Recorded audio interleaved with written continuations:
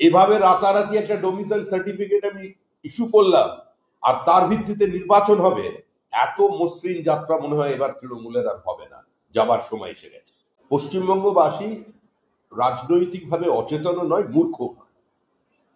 মানুষ এটা জানে যে তৃণমূল কংগ্রেস যে প্রাতিষ্ঠানিক লুট, প্রাতিষ্ঠানিক দুর্নীতি, তার মধ্যে দিয়ে গোটা সমাজকে একটা খোলা বাজার বানিয়ে দিয়েছে।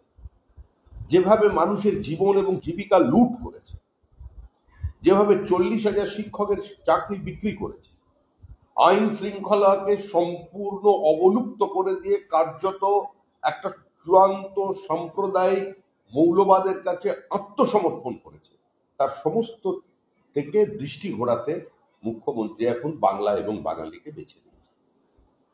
এতে বিপর্যস্ত হচ্ছে বাংলার বাইরে যে যারা পরিযায়ী শ্রমিক আছেন, যারা ছোট ছোট কাজে কর্মরত আছেন, আজকে তাদের ভবিষ্যৎ এর একটা অনিশ্চয়তা দেখা দিয়েছে।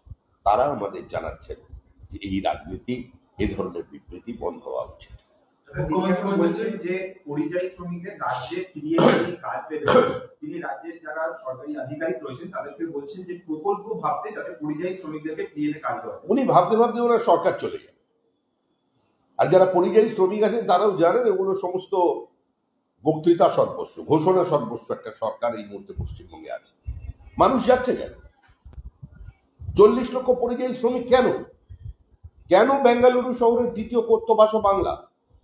কেন 14,60,000 3 বছর আগে পরিসংখ্যান যুবক যুবতী যে কাজ করছে বেঙ্গালুরু? কেন আজকে গোটা পশ্চিমবঙ্গ একটা বৃদ্ধাশ্রমে পরিণত হয়েছে?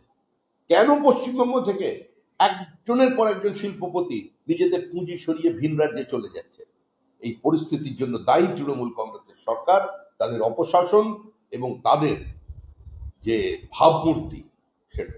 আজকে মুখ্যমন্ত্রী বুথ লেভেল অফিসারদের বলেছেন তারা আপনারা কিন্তু সরকারি কর্মচারী, 2026-এর সরকারি কর্মচারী থাকবেন, একজনেরও নাম যেন বাদ না যায়, একজনেরও নাম যেন বাদ না যায়।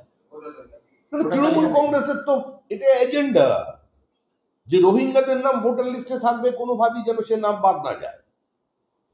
তৃণমূলের এজেন্ডা ভুয়ো ভোটারের নাম ঢুকিয়ে রাখা, এক ব্যক্তির নাম 10 জায়গায় তুলে রাখা, ফাঁকা জমিতে বিভিন্ন প্লট পড়ে আছে সেখানে পর্যন্ত ভোটারদের নাম, এগুলো বাদ যাবে। সরকারি কর্মচারীরা কি করবেন? সরকারি কর্মচারী তো ডিএ পান না, তারাও জানেন যে পরিবর্তন আসন্ন, তারা জানছেন এই সরকার থাকবে না। সরকারি কর্মচারীরা সেই রিস্ক নেবেন না যে ভবিষ্যতে তারা যাতে বিপদে না পড়েন, সেদিকে তারা যথেষ্টভাবে সচেতন আছেন এবং আমাদের বহু তথ্য তারাই দিচ্ছেন যে কোথায় কোথায় এ ধরনের ঘটনা ঘটছে, কোথায় কত জাল ভোটার তৈরি করা হয়েছে, সরকারি অফিসাররা দিচ্ছেন। কোন সরকারি কর্মচারীর আর হুমকিতে ভয় পাবেন না। দেখুন, সরকারি কর্মচারী পুলিশরা আগে থেকে বুঝতে পারেন যে সরকারটা চলে যাবে, আর যখনই সরকার চলে যাওয়ার পরিস্থিতি তৈরি হয় তারা তখন গভর্নমেন্ট ইন ওয়েটিং, মানে যে হারাবে তার কাছে একটু আসার চেষ্টা করে। সেভাবে যা তথ্য পরিসংখ্যান তারা দেবার প্রয়োজন যেখানে, তারাই সরবরাহ করছেন। ওবিসি মামলার রায় হচ্ছে সর্বোচ্চ আদালতে, এবং সেখানে ওবিসি নিয়ে যে জটটা ছিল সেটা কিছুটা হলেও কেটেছে। হাইকোর্টের দেওয়া রায় সেটাকে স্থগিত করে দিয়েছে সর্বোচ্চ আদালত। ফলে এবার ওবিসির যে নতুন তালিকা রাজ্য তৈরি করেছে সেটা মেনে ভর্তি করা বা রিক্রুটমেন্ট করা সেটা স্থগিতাদেশ হয়েছে, মামলা শেষ হয়। ধর্মের উপরে ভিত্তি করে যেভাবে অবৈজ্ঞানিক পদ্ধতিতে কোনো ধরনের সার্ভে না করে আজকে তারা তালিকা তৈরি করেছে, সেটার উপর স্থগিতাদেশ হয়েছে, কিন্তু মামলা খারিজ করে দেওয়া হয়। অতএব এর অর্থ এইটা নয় যে রাজ্যের জয় হয়েছে এবং সেই তালিকার উপরে ভিত্তি করে একটা সম্প্রদায়ের মানুষকে শুধু ব্লক ভোটের রাজনীতির স্বার্থে ঢুকিয়ে দেয়া এত সহজ বিষয়টা নয়। তৃণমূল যখন ফাইনালি মামলার রায় আসবে তখন তৃণমূল আবার ধারাবাহিকতা বজায় রেখে আবার ভৎসনার শিকার হবে, আবার তৃণমূল হারবে। তৃণমূল কর্মী খুন হয়েছে, তৃণমূল কর্মী খুনের ঘটনায় মুখ্যমন্ত্রী বীরভূমের মঞ্চ থেকে পুলিশের উপর দায় চাপিয়ে দিয়েছেন। তিনি বলছেন যে আইডি কি করছিল, আইসি কি করছে। তৃণমূল কংগ্রেস কি করছিল সেটা উনি বলুন না। তৃণমূল কংগ্রেসের কর্মী খুন হচ্ছে, যিনি খুন হচ্ছেন তার পরিবারের মানুষজন তো পুলিশকে দায়ী করছে না, বিজেপিকে দায়ী করছে না, তারা দায়ী করছে তৃণমূল কংগ্রেসকে। তৃণমূল খুন করছে তৃণমূলকে, মরছে তৃণমূল, মারছে তৃণমূল। তৃণমূলকে তৃণমূলের হাত থেকে বাঁচানোর জন্য এই সরকারটার আশু বিসর্জনের প্রয়োজন আছে। এটা তৃণমূল স্তরের মানুষ আজকে বুঝতে পেরেছেন এবং তারা ঠিক সময় নিঃশব্দে তাদের কাজ করে দেবেন। দাদা, বোলপুর থেকে মুখ্যমন্ত্রী মমতা বন্দ্যোপাধ্যায় আজকে দ্বিতীয় ভাষা আন্দোলন শুরু করলেন। তিনি বলেছেন যে দরকার হলে জীবন দিয়ে দেবো, কিন্তু আমার ভাষা কেড়ে নিতে দেবো না। না না, ওনার জীবন কেন কেউ কেড়ে নিতে যাবে? মুখ্যমন্ত্রী দীর্ঘায়ু হন, মুখ্যমন্ত্রী শতায়ু হন, কিন্তু মুখ্যমন্ত্রী তার জীবদ্দশায় তার যে পরিকল্পনা সেটাকে বাস্তবায়িত করতে পারবেন না। উনি বিজেপি মুক্ত ভারত করতে পারবেন না। উনি পশ্চিমবঙ্গের ভোটার লিস্টকে তার মতো করে সাজিয়ে আগামী বিধানসভা নির্বাচনে লড়াই করতে পারবেন না। যারা রোহিঙ্গা, যারা ভুয়ো ভোটার, যারা বাংলাদেশি অনুপ্রবেশকারী, ফেক আধার কার্ড যাদের তৈরি করিয়ে ভোটার লিস্টে নাম তোলা হয়েছে, তাদের সঙ্গে যেটা করা হবে সেটা মুখ্যমন্ত্রী দেখতে পাবেন। উনি সুস্থ থাকুন, ভালো থাকুন, আনন্দে থাকুন। বিজেপি নেতাদের গৃহবন্দী করার হুঁশিয়ারি দিয়েছেন মুখ্যমন্ত্রী বোলপুরের সভা থেকে। পরিষ্কার বলেছেন ভাষা আন্দোলনে বাধা দিলে বিজেপি নেতাদের গৃহবন্দী করা। কেউ ওনার ভাষা আন্দোলনে বাধা দিতে যাচ্ছে না। আমি তো আবার বলছি, বাংলার মানুষ মূর্খ নয়, অচেতন নয়। বাংলার মানুষ দেখেছে যে রবীন্দ্রনাথের কি অবস্থা করেছিল কংগ্রেস অতীতে জালিয়ানওয়ালাবাগ হত্যাকাণ্ডের পরে। বাংলার মানুষ নেতাজি সুভাষচন্দ্র বসুর ঘটনাকে ভুলে যায়নি। বাংলার মানুষ দেখেছে বিনয় বাদল দীনেশ কিংবা প্রীতিলতা ওয়াদ্দেদারদের সঙ্গে, রাসবিহারী বসুর সঙ্গে, পশ্চিমবঙ্গে প্রফুল্ল চাকির সঙ্গে, ক্ষুদিরামের সঙ্গে কি আচরণ করেছে কংগ্রেস, যার গর্ব থেকে জন্ম নিয়েছে তৃণমূল কংগ্রেস। সুভাষ বোসের সম্পর্কে কি কি উক্তি করেছিলেন কংগ্রেসের নেতারা, এটা বাংলার মানুষ ভুলে যায়নি। মানুষকে অচেতন মনে করার কোনো কারণ নেই। আর যেটা করার হবে সেটা বাংলার মানুষই করে দেবে। অভিষেক বন্দ্যোপাধ্যায় আজকে অভিযোগ করেছেন অমিত শাহের বিরুদ্ধে। ওনার বক্তব্য হচ্ছে যে এই যে রোহিঙ্গাদের কথা বলা হচ্ছিল, তাহলে বিএসএফ এর ডিজি তিনি কেন পদত্যাগ করবেন না? রোহিঙ্গারা ঢুকলো কিভাবে সীমান্ত পেরিয়ে? এর দায় কার? এটা তো স্বরাষ্ট্র দেখুন, বহু চর্চিত এবং বহু আলোচিত প্রশ্ন হয়ে গেছে। ভারতবর্ষের সঙ্গে বাংলাদেশের 4007 কিলোমিটারের একটা পোরাস বর্ডার আছে। যদি রাজনৈতিক ঐক্যমত্য না থাকে, যদি জনসচেতনতা না থাকে, যদি কেন্দ্র এবং রাজ্যের তাদের ফোর্সের একটা কম্বাইন্ড অপারেশন না থাকে, তাহলে এ ধরনের অনুপ্রবেশ বন্ধ করা সম্ভব নয়। যেখানে প্রকাশ্যে তৃণমূল কংগ্রেস রোহিঙ্গাদের ভারতে আমন্ত্রণ জানিয়েছে, প্রকাশ্যে তাদের জন্য দানপত্র রেখেছে, আজকে সেখানে কোনোদিনই অনুপ্রবেশ বন্ধ করা সম্ভব নয়। এটা দিয়ে দাদা, প্রসঙ্গ এসআইআর, আজকে মুখ্যমন্ত্রী সরাসরি বলেছেন যে নির্বাচন কমিশনকে কার্যত বিজেপি এনেছে এবং বিজেপি এনে নির্বাচন কমিশন। মুখ্যমন্ত্রী নির্বাচন কমিশনারকে মানুষ দেখে নিয়েছে, মানুষ পঞ্চায়েতকে দেখে নিয়েছে। আসামে এনআরসি হয়েছে, আসামে এনআরসি হতো। মুখ্যমন্ত্রী যখন কংগ্রেস ছিলেন তখন রাজীব গান্ধী কোন চুক্তিতে স্বাক্ষর করেছিলেন সেটা কি মুখ্যমন্ত্রী ভুলে গেছেন? এখন বাংলার মানুষ তো এনআরসি চাইছে, গলি থেকে রাজপথ মানুষ এনআরসি চাইছে। এখন পশ্চিমবঙ্গের পরিযায়ী শ্রমিকরা এনআরসি চাইছে। আজকে এই যে এত ধরা পড়ছে বিভিন্ন বাংলাদেশি পরিযায়ী শ্রমিক, কারা ধরিয়ে দিচ্ছে, কারা চিহ্নিত করছে? যারা ধরিয়ে দিচ্ছে তারা বাঙালি। কারণ তাদের রুজি রুটিতে ভাগ বসাচ্ছে রোহিঙ্গারা, তাদের রুজি রুটিতে ভাগ বসাচ্ছে বাংলাদেশি অনুপ্রবেশকারীরা। হরিয়ানা পুলিশের কাছে যান, হরিয়ানার মুখ্যমন্ত্রীর বিবৃতি এসেছে। আপনি দিল্লি পুলিশের কাছে যান, আপনি মহারাষ্ট্র পুলিশের কাছে যান, পুলিশ তো ইনফরমেশন পাচ্ছে বাঙালিদের থেকে। কারণ বাংলার পরিযায়ী শ্রমিকরা চান না যে রোহিঙ্গারা এসে, বাংলাদেশি অনুপ্রবেশকারীরা এসে তাদের রুজি রুটির ওপর হাত বসাক।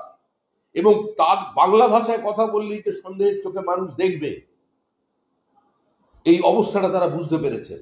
উত্তর 24 পরগনার সংখ্যালঘু ভাই বোনেরা যারা ভারতীয় মুসলমান, তারা চিহ্নিত করে দিচ্ছেন আজকে তামিলনাড়ুতে যে কারা কারা বাংলাদেশি অনুপ্রবেশকারী আছে, কারা কারা বারাসাত মধ্যমগ্রাম থেকে ফেক আধার কার্ড তৈরি করেছে তারা চিহ্নিত করে দিয়েছে। বাগনানের মুসলমান তারা চিহ্নিত করে দিয়েছে মহারাষ্ট্রে যে কারা কারা বাংলাদেশি আছেন পুলিশকে।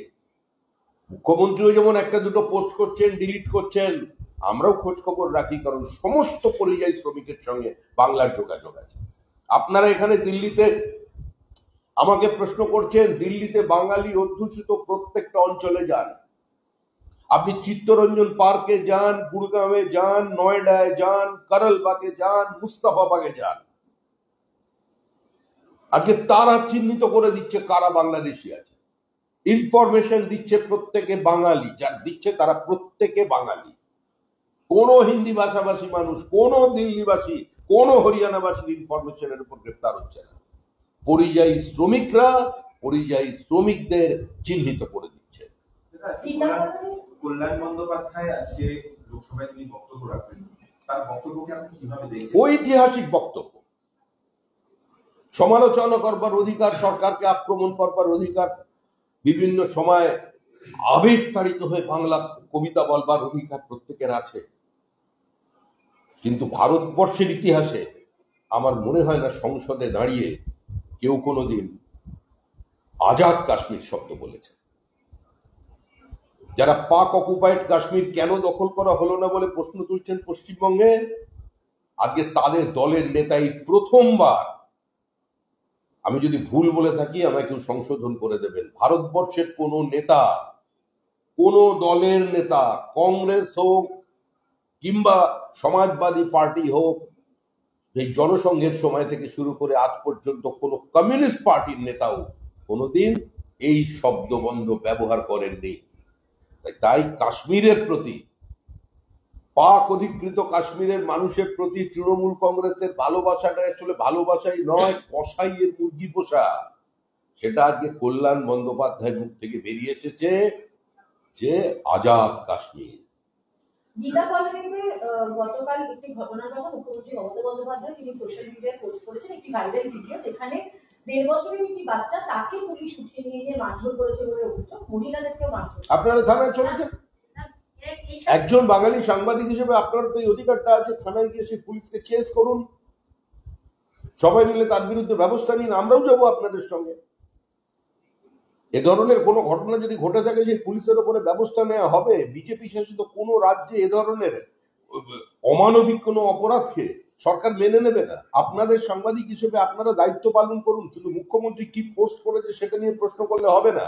সেই মহিলার কাছে যান, সেই বাচ্চার কাছে যান এবং সংশ্লিষ্ট পুলিশ অফিসারের কাছে যান, যে তথ্য নিয়ে আসুন, তারপরে আপনারা প্রশ্ন করবেন।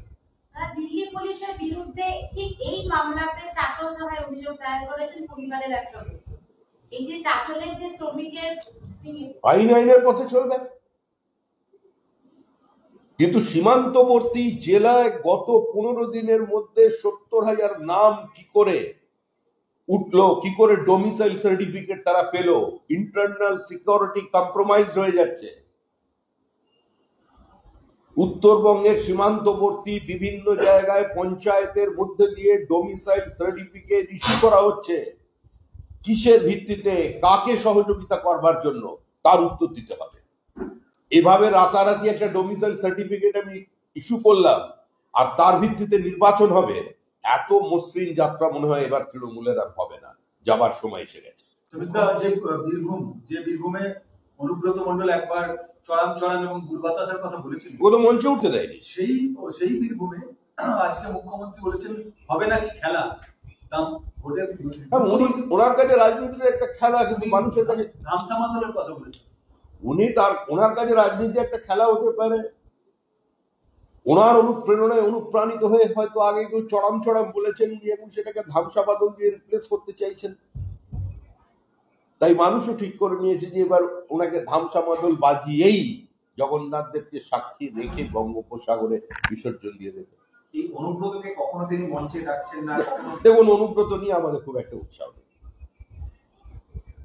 কিন্তু ওই মঞ্চে আজকে ছিলেন সাবিত্রী মিত্র। তিনি একটি আজকে বিস্ফোরক দাবি করেছেন, বলছেন টেরোরিস্টরা কখনো টুরিস্টদের মানে না, স্বাগত জানায়। ভাষা আন্দোলনের মঞ্চ থেকে অদ্ভুত দাবি বিধায়কের।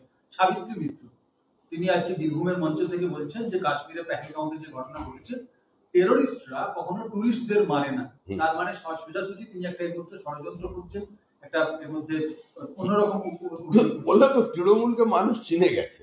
মুখ্যমন্ত্রীর মঞ্চ থেকে যদি এ ধরনের কথা বলা হয়, এসব বলে হয়তো উনি বাংলা টিভিতে খুব একটা জায়গা পাচ্ছেন না, আপনারা দেখাচ্ছেন না।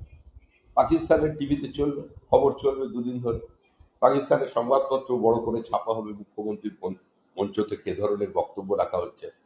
আর মুখ্যমন্ত্রী এই যে আমাদের সঙ্গে একজোট হয়েছিলেন, মানে সন্ত্রাসবাদের বিরুদ্ধে দল যে এক ছিল, সেজন্য তো একজনকে সরিয়ে আরেকজনকে নিয়ে বিদেশ পাঠিয়ে দেওয়া হলো। তখন ছিলেন আর এখন আবার এই ধরনের কথা বলছেন, চিন্তার বিষয়। আজকে বীরভূমে তিনি বলেছেন যে ওখানে যে বালি পাথর যে পাচার হচ্ছে, সেই পাচারে বিজেপি যুক্ত রয়েছে। বিজেপির নেতারা সেখানে প্রশাসনের আধিকারিকদের সঙ্গে হাত মিলিয়ে পাথর। তাহলে উনি পদত্যাগ করুন। প্রশাসন যদি বিজেপি চালায়, বালি পাথর এর অবৈধ খাবার যদি বিজেপি চালায়, আর তিনি মুখ্যমন্ত্রী পুলিশ মন্ত্রী থেকে কি করবেন? উনি পদত্যাগ করে চলে যান, বিদায় নিন, মহাপ্রস্থানের পথে উনি গমন করুন। যদি বিজেপি সরকার চালায় তাহলে উনার কাজ কি, উনি কি করছেন? যেহেতু অতীতে কোনো মুখ্যমন্ত্রী রাজ্যে এরকম কথা বলেছেন বলে তো সরে যায়। একবার উনি মুখ্যমন্ত্রী থেকে বললেন যে কিডনির ব্যবসা চলছে, রাজ্যের পুলিশ মন্ত্রী বলছেন কিডনির অবৈধ ব্যবসা চলছে। পুলিশ কি করছে? আসলে পুলিশ বলেও কিছু নেই, সরকার বলেও কিছু নেই, যেটা আছে সেটা একটা ফুটবল, সব মিলেমিশে গোল হয়ে গেছে। ওই জন্যই বারবার বলছেন খেলা হবে।